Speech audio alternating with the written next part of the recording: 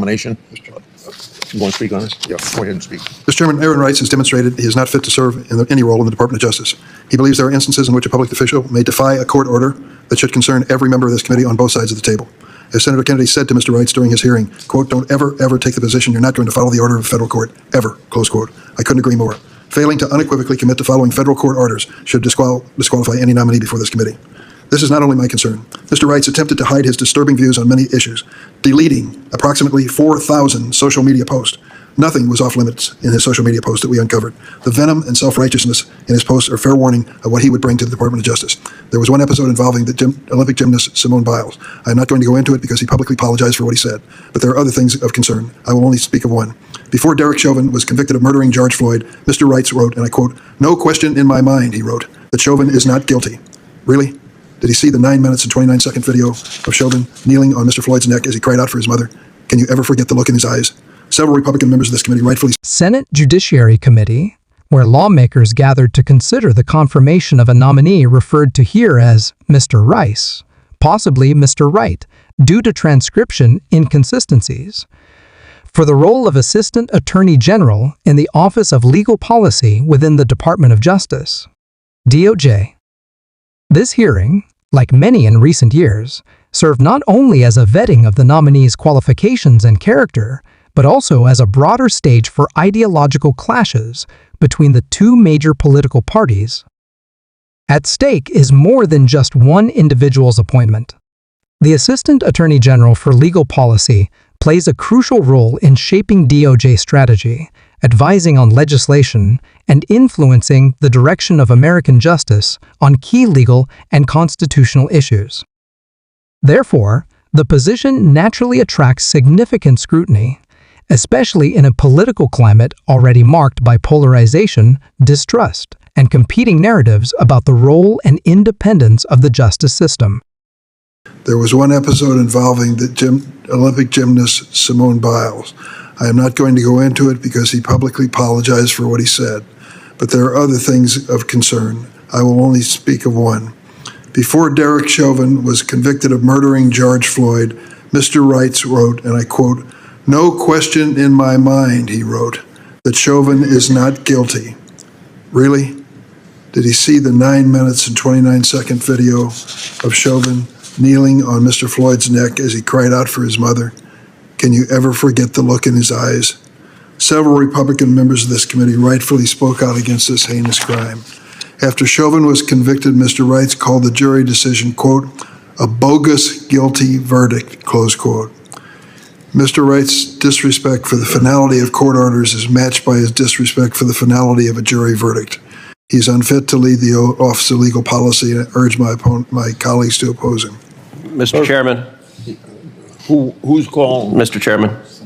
Yes, please, go ahead, Senator Cruz. If I could briefly respond, I will say it is rich listening to our Democrat colleagues profess their fidelity to the rule of law after 4 years of happily turning a blind eye to Joe Biden and the Biden Justice Department ignoring federal law, refusing to force federal immigration law, blatantly defying the law.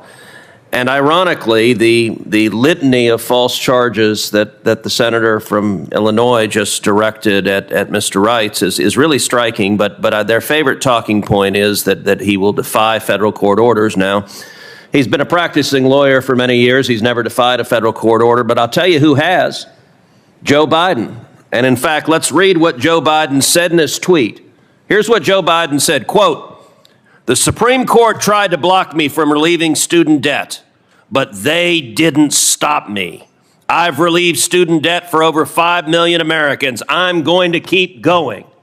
That's the same Joe Biden they were happy to salute and listen to defy the court if it's in favor of their left-wing political agenda. I will point out the aspersions Ranking Member Durbin just cast to Mr. Wright. He is also in the Marines as a reserve, a major in the Marines. He has fought to defend this nation, and he will make an exemplary Assistant Attorney General at the Department of Justice. And I, for one, am glad we are getting officials at the Department of Justice who will follow the damn law instead of being lawless and treating the Department of Justice and FBI as the personal enforcement arm of the Democrat National Committee. I urge everyone to vote yes, although I'm confident everyone on the left side of the aisle is going to vote no, because for all their words of the rule of law, they could not bring themselves once to demand the rule of law be followed from the Biden Justice Department. During this particular hearing, Democratic senators expressed serious concerns about the nominee's past public statements, particularly those on social media, and his perceived willingness to question the authority of the federal judiciary. They pointed to a pattern of rhetoric that, in their view, disqualifies him from serving in a department dedicated to upholding the law. From controversial comments about the conviction of Derek Chauvin for the murder of George Floyd to the deletion of thousands of past social media posts, the nominee was portrayed as someone whose views could undermine public trust in legal institutions.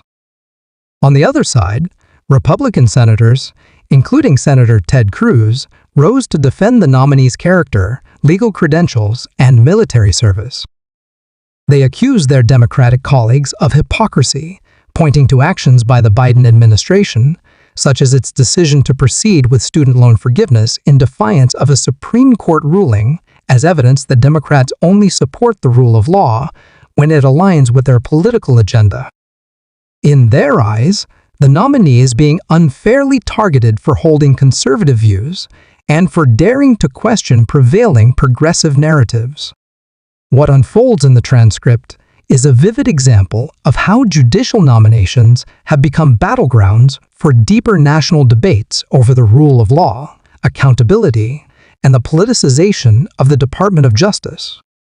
The conversation extends far beyond the nominee himself, touching on the credibility of institutions, the legacy of high-profile legal cases, and the direction of American legal policy for years to come. Aye. Mr. Cornyn. Aye. Mr. Lee. Aye. Mr. Cruz. Aye.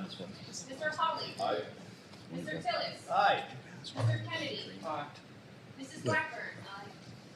Mr. Schmidt. Mrs. Britt. Mrs. Moody. Mr. Durbin. No.